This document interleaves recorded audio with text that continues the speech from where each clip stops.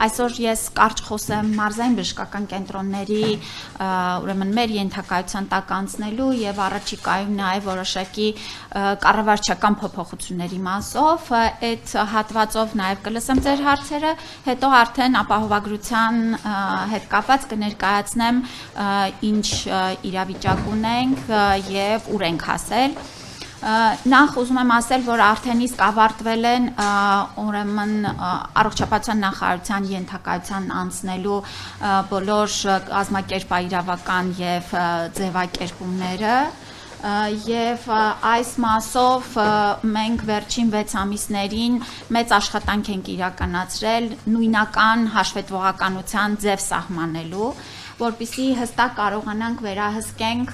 մեր բժշկական կենտրոնների ինչպես առողջապահական գործունեության, այսինքն զուտ բուժական գործունեության կազմակերպման հետ կապված ցուցանիշները, այնպես էլ ֆինանսական ցուցանիշները, որը եւս շատ կարեւոր է։ Տեսեք, պետությունը հանդիսանալով փակ բաժնետիրական ընկերությունների հիմնադիր, առաջին հերթին իհարկե ունի նպատակ այդ բժշկական կենտրոնների օգնությամբ մաքսիմալ որակյալ բժշկական ծառայություններ մատուցելը։ Բայց ես ուզում եմ նաև շեշտադրել, որ մենք այս փակ բաժնետիրական ընկերությունների կառավարմանը մոտենում ենք որպես ուրեմն կորպորատիվ կառավարման սկզբունքներին համապատասխան շահույթ գեներացնելու եւ պետության ներդրումները ճիշտ ձևաչափով վերադարձնելու, մեծացնելու եւ ընդլայնելու տրամաբանության մեջ։ Ես սա շեշտադրում եմ, որովհետեւ մեր ընդհանուր համակարգի գործունեությունը եւ ֆինանսավորման սկզբունքը այնպիսին է, որ մենք ծառայությունը գնում ենք անկախ նրանից դա պետական բժշկական կենտրոն է, մասնավոր բժշկական կենտրոն է, մենք ունենք հստակ չափորոշիչներ ծառայության որակին վերաբերելի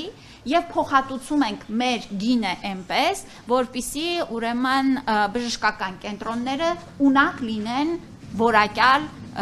ծառայություններ մատուցել եւ ապահովագրության շրջանակներում էլ։ Դրա համար մեր, ինչպես ասեցի, հավաքագրված տեղեկատվության եւ արված վերլուծությունների հիման վրա մենք պիտի գնանք այս կենտրոնների կառավարման միասնականությանը։ Սա վերաբերում է նրան, որ վարչական, կառավարչական, ֆինանսական տվյալները կառավարումը պետք է իրականացվի հնարավորինս խոշորացված ձևաչափով։ Ես միանգամից ուզում եմ փարատել բոլորի մտավախությունները, որ որևէ բժշկական կենտրոն չի փակվելու, որևէ բժշկական կենտրոն չի կրճատվելու եւ բոլոր բժշկական կենտրոնները շարունակելու են մարզային գործել իրենց տեղերում, շենքերում եւ տեղակայման վայրերում։